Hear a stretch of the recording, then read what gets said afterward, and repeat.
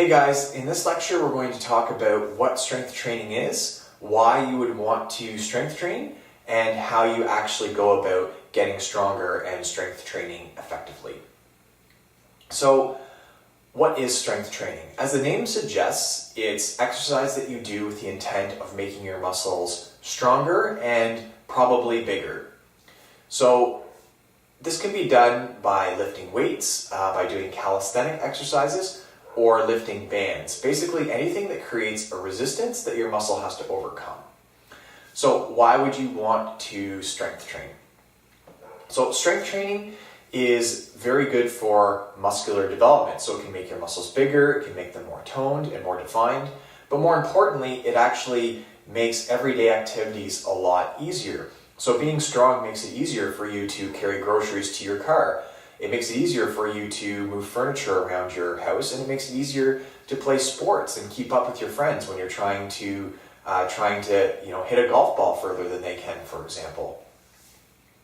And on top of that, the more muscle you build, the higher your basal metabolic rate goes up, which means the more calories you burn. So it actually makes it easier for you to lose fat if you are in fact building muscle.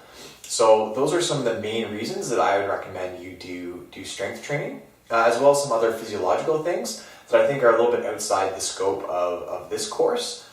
So let's get into how you actually get stronger. So like I said earlier, you need to create overload in your muscle. So there are a couple of ways that you do this. One is by doing repetitions of an exercise, and the other way is actually lifting enough weight that your muscle does become fatigued. So if I'm doing push-ups, for example, then the weight is my body, so it's not actually like I'm physically lifting a weight, I'm just lifting my body. And when I go down, and say lots of people might be able to do one or two push-ups from their knees, but then after that they start to get tired.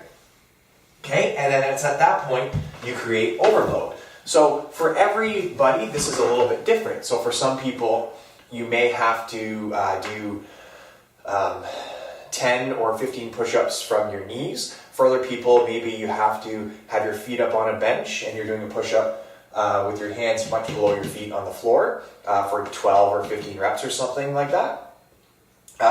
Or maybe the push-up is too easy of an exercise to really create overload and you actually have to start doing one-arm push-ups or lifting weight to get stronger. So it really depends, and there's a very broad range of ways that you can get stronger, which I will at some point build a course dedicated directly to strength training and only strength training. But as an introduction course, this is all you really need to know for now, is that in order to get stronger, you need to lift enough weight, enough times that your muscle gets tired enough that you can't actually do any more repetitions. So if you're doing 3 sets of an exercise, at least 2 of those sets you need to be going to failure. So what that means is that you're actually lifting enough weight that you're totally fatigued and you can't actually lift any more weight. And if you really want to get stronger, or you really want to get bigger or more defined or more toned or whatever it is that you want to be stronger for, you absolutely have to go to failure at least some of the time. So I hope that's been helpful, and we'll see you in the next lecture.